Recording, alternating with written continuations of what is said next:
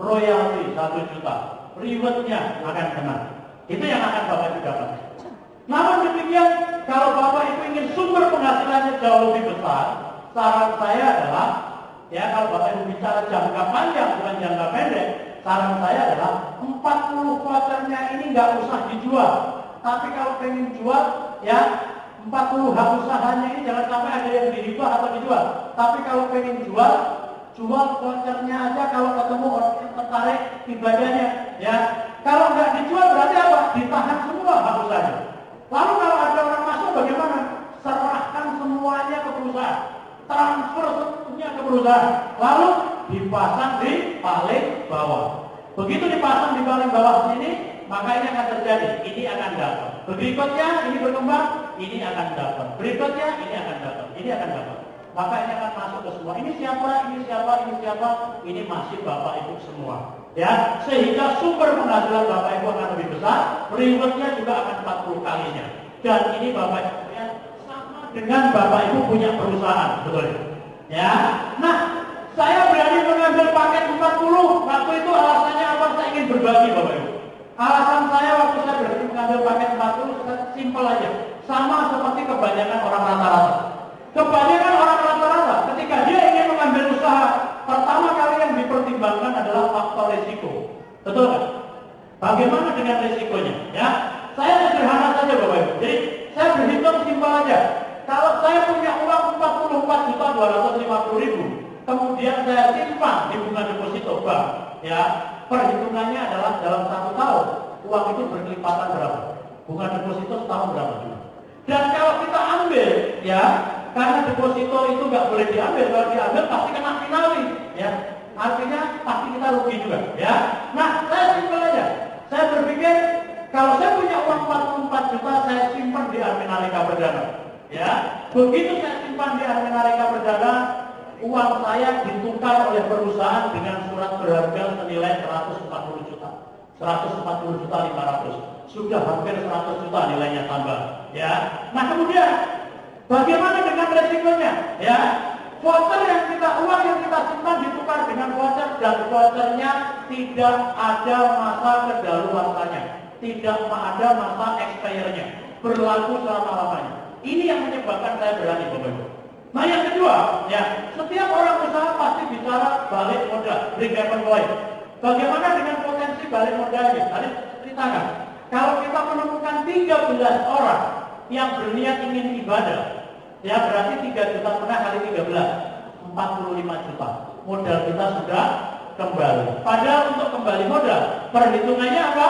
Bukan hanya jualan voucher, tapi rekrut umroh dapat 1,5, haji 2,5, pasangan 500, royalti 1 juta, per titik 35.000, rewardnya ratusan juta. Ini yang menyebabkan saya berani Bapak. Makanya balik modalnya cepat, resikonya boleh dibilang terukur dan boleh dibilang 0%, masa depannya Bapak Ibu sudah lihat. Ya. Jadi Bapak Ibu sekalian, kalau saya 3 bulan ya mencapai 2.000 jamaah, itu sebetulnya belum luar biasa.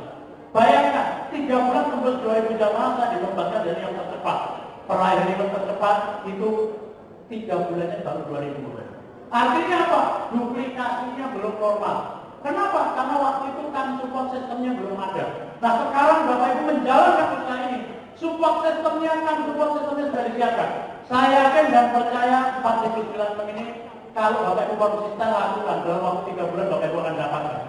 Dan kalau Bapak Ibu punya jamaah dalam waktu 3 bulan 4.900, ya insya Allah pengalaman saya Pak, ya miliaran rupiah akan Bapak Ibu dapatkan. Ya miliaran rupiah, bukan ratusan juta lagi. Mungkin pertanyaannya, Pak, kalau mati kan nggak dibawa? Orang yang bilang begitu. Kata siapa Pak, mati nggak dibawa? Ya kan?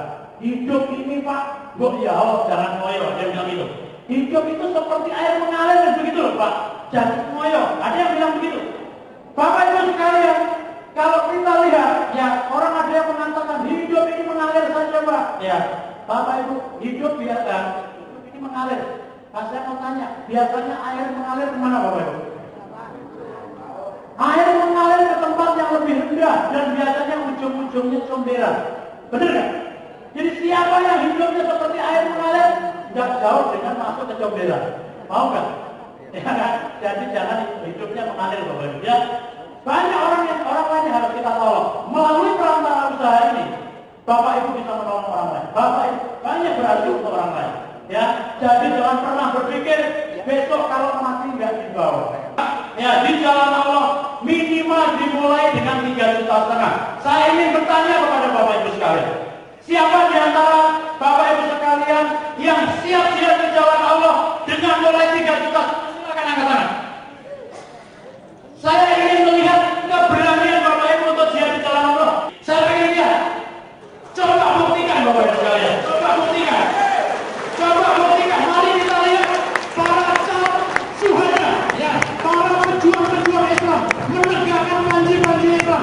Jihad ke Baitullah dengan 3,5. Jangan berhenti berdiri Bapak Ibu. Bertahan berdiri Bapak Ibu. Saya ingin tahu yang bertahan Bapak Ibu. Berdiri. Coba Bapak Ibu berdiri. Dan saya ingin melihat lagi siapa di antara Bapak Ibu sekalian yang berani mengambil keputusan untuk maju ke depan supaya semuanya mendoakan sebagai calon tamu Allah berikutnya. Silakan Bapak Ibu dengar. Silakan maju ke atas panggung Bapak Ibu sekalian.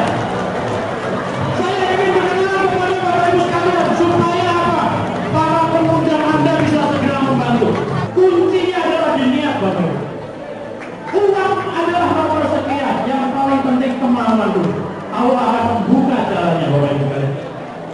Kita melihat hari ini Bapak Ibu sekalian, calon tamu-tamu Allah yang berani maju ke atas panggung, ya, insya Allah Bapak Ibu sekalian, malaikat akan mencatat sebagai amal soleh.